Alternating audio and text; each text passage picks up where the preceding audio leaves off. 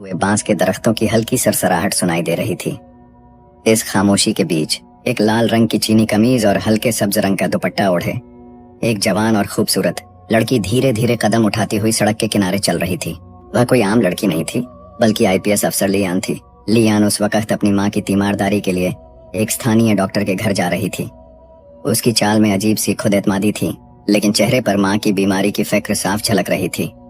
उसके हाथ में एक छोटा सा बैग था जिसमें कुछ जरूरी कागजात और उसका मोबाइल फोन था। सड़क के एक मोड़ पर पहुंचते ही लियान की नजर सड़क के किनारे बैठे कुछ पुलिस अहलकारों पर पड़ी। वहां 3 से 4 हवलदार और स्थानीय थाने का इंस्पेक्टर झाओ वैन बैठे थे। उनके सामने बाइज्यू की बोतलें रखी थीं और एक पुराना मोबाइल फोन ऊंची आवाज में भद्दे गानों से गूंज रहा था। वे सब नशे में धुत थे, ऊंची आवाज में हंसी मजाक कर रहे थे और नाजायज जुमले उछाल रहे थे। जैसे ही इंस्पेक्टर झाओ वैन की नजर लियान पर पड़ी, उसकी आंखों में एक शैतानी चमक आई। उसने अपने साथ बैठे एक हवलदार वांगली को कोहनी मारते हुए कहा, देख, रात के इस वक्त ऐसी हसीना कहाँ जा रही है, चलो जरा मजा लेते हैं। ये सुनकर बाकी हवलदार जोर जोर से हंसने लगे। उन्हें जरा भी अंदाजा नहीं था कि सामने चलती हुई ये लड़की उनके जिले की आईपीएस अफसर है। लियान ने यह सब सुना तो उसके कदम एक लम्हे के लिए रुक गए। उसने गहरी सांस ली, अपने आप को संभाला और तेज कदमों से उनकी तरफ बढ़ी। उसकी आवाज में सख्त लहजा था जब उसने कहा, तुम लोग पुलिस वाले होकर ये सब कर रहे हो? खुली सड़क पर बाइज्यू पी रहे हो, गंदे गाने बजा रहे हो। सरकार ने शराबबंदी लागू की है और तुम खुद ही कानून तोड़ रहे हो। अगर तुम लोग ही ऐसी हरकतें करोगे तो आवाम से क्या उम्मीद की जा सकती है? लियान की आवाज में ऐसी धमक थी कि हवलदार एक लम्हे के लिए साकित हो गए, लेकिन झाओ वैन पर इसका कोई असर नहीं हुआ। वह नशे में लड़खड़ाता हुआ उठा और लियान के करीब आकर बेहुदा अंदाज में बोला, अरे मैडम, इतनी रात को अकेले कहाँ जा रही हैं? बड़ी खूबसूरत लग रही हैं। जरा हम पर भी तो ध्यान दें, हम भी तो आपके दीवाने हो सकते हैं। ये कहते हुए उसने लियान का हाथ पकड़ने की कोशिश की। लियान का गुस्सा अब आसमान छू रहा था। उसने अपना हाथ झटक दिया और सख्त लहजे में कहा, इंस्पेक्टर, अपनी हद में रहो। मैं तुम्हें खबरदार करती हूँ, तुम लोग बहुत बड़ी गलती कर रहे हो। मैं इस मामले की रिपोर्ट दर्ज कराऊंगी। झाओ वैन ने ठाका लगाया और कहा, रिपोर्ट? अरे पूरा थाना मेरा है, मैं ही इस थाने का मालिक हूँ। अगर मैं चाहूँ तो तुम्हें अभी गिरफ्तार करवा सकता हूँ। यह कहते हुए उसने जोर से लियान का हाथ पकड़ लिया और उसे अपनी तरफ खींचने लगा। लियान के पांव तले जमीन खिसक गई। उसने सोचा भी नहीं था कि एक थाने का इंस्पेक्टर इस हद तक गिर सकता है, लेकिन अगले ही लम्हे उसने खुद को संभाला और गुस्से से भरी आवाज में कहा, तुम हद पार कर रहे हो झाओ वैन, सुधर जाओ, वरना मैं तुम सबको मुअत्तल करवा दूंगी। झाओ वैन ने उसकी बातों को हवा में उड़ाते हुए उसे और जोर से खींचा और कहा, तुम हमें मुअत्तल करवाओगी? तुम अपने आप को समझती क्या हो? लियान का सब्र अब जवाब दे चुका था।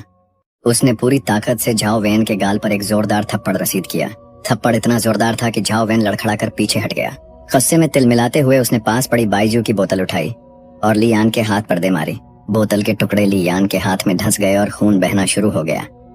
दर्द से उसकी सांसें तेज हुईं, लेकिन झाओ वैन वहीं नहीं रुका। उसने लियान को धक्का दिया और वह पास खड़ी एक मोटरसाइकिल से जा टकराई।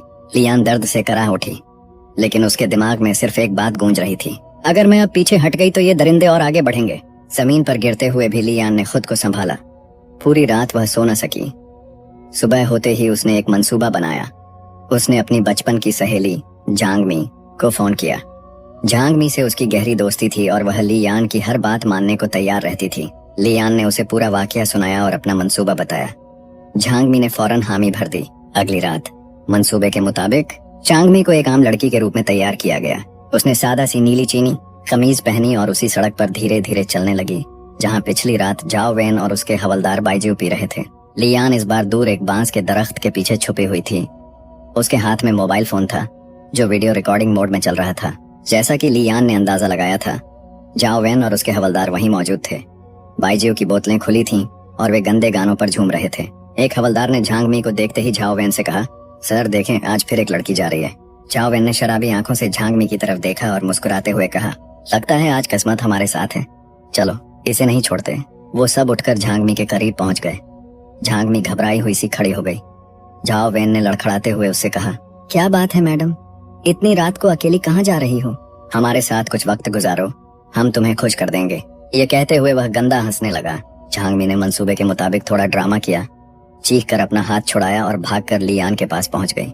लियान ने पूरा वाकया वीडियो में रिकॉर्ड कर लिया था। दोनों तेजी से वहां से निकल गईं। अब लियान के पास एक ठोस सबूत था, लेकिन वह जानती थी कि सिर्फ एक वीडियो से झाओ वैन जैसा बाअसर इंस्पेक्टर नहीं झुकेगा। उसे और सबूतों की जरूरत थी ताकि यह साबित हो सके कि ये लोग बार बार ऐसी घिनौनी हरकतें करते हैं। लियान ने अगली रात एक और मंसूबा बनाया। इस बार उसने अपने पड़ोस के 2 भरोसेमंद लड़कों चेन हाओ और लियू वेई और एक स्थानीय खातून हुआंग लिंग को साथ लिया। मंसूबा यह था कि हुआंग लिंग राहगीर बनकर उसी सड़क से गुजरेगी और चेन हाओ और लियू वेई दूर से सब कुछ देखेंगे। लियान खुद वीडियो रिकॉर्डिंग के लिए तैयार थी। जैसा कि उम्मीद थी, शाओ वेन और उसके हवलदार फिर वही बाइजू पीते और गंदी बातें करते पाए गए। उन्होंने हुआंग लिंग को रोकने की कोशिश की और इस बार भी लियान ने सब कुछ रिकॉर्ड कर लिया। अब उसके पास 2 वीडियोज और आईनी शवाहिद। अगले दिन लियान ने अपने सबूतों के साथ जिले के डीएसपी जेंग हुआ से मुलाकात की। जेंग एक ईमानदार और सख्तगीर अफसर थे। लियान ने उन्हें पूरी वीडियो दिखाई और वाकयात की तफसील बताई। डीएसपी ने वीडियो देखकर कहा, लियान, ये बहुत बड़ा मामला है। जाओ वेन का नाम कई बार शिकायतों में आया है, लेकिन ठोस सबूत की कमी थी। आपने कमाल कर दिया। लियान ने कहा, सर, मैं चाहती हूँ कि यह मामला दब न जाए। मैं खुद गवाही दूंगी। डीएसपी ने हामी भरी और कहा कि वह इस मामले को एसपी मा योंग तक ले जाएंगे।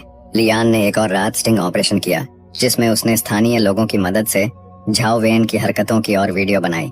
अब उसके पास नाकाबिले तरदीद असंदिग्ध सबूत थे। अगली सुबह वह एसपी मा योंग के दफ्तर पहुंची और तमाम सबूत पेश किए। एसपी ने वीडियो देखते ही कहा, ये लोग पुलिस कहलाने के लायक नहीं। लियान, आपकी हिम्मत काबिले तारीफ है। उन्होंने फौरन डीएम ल्यूजिन से राब्ता किया। डीएम ने अगले दिन प्रेस कॉन्फ्रेंस बुलाई। लियान ने तमाम सबूत मीडिया के सामने पेश किए। वीडियोज में झाओ वेन और उसके हवलदारों की शर्मनाक हरकतें वाजह थीं। अवाम और मीडिया ने एक आवाज में उनके खिलाफ कार्रवाई का मुतालिबा किया। डीएम ने ऐलान किया कि झाओ वेन और उसके साथियों को फौरन मुअत्तल किया जाता है और उनके खिलाफ मुकदमा दर्ज किया जाएगा। झाओ वेन को जब यह खबर मिली, वह बौखला गया। उसने थाने में चीख कर कहा, यह सब लियान की साजिश है, लेकिन उसकी बातों का कोई असर न हुआ। एसपी और डीएसपी खुद थाने पहुंचे और झाओ वेन अब उसके हवलदारों को हथकड़ी लगवाई। लियान वहां मौजूद थी। उसने झाओ वेन से कहा, तुमने खुद अपनी बर्बादी का सामान किया। कानून से बड़ा कोई नहीं। इस वाकये के बाद शंघाई के थाने में बड़ी तगय्युरात तब्दीलियां आईं। पुलिस अहलकारों ने समझ लिया कि वर्दी की इज्जत क्या होती है। लियान की हिम्मत ने न सिर्फ झाओ वेन जैसे दरिंदों को सजा दिलाई, बल्कि शहर की खवातीन के लिए एक नई उम्मीद जगाई।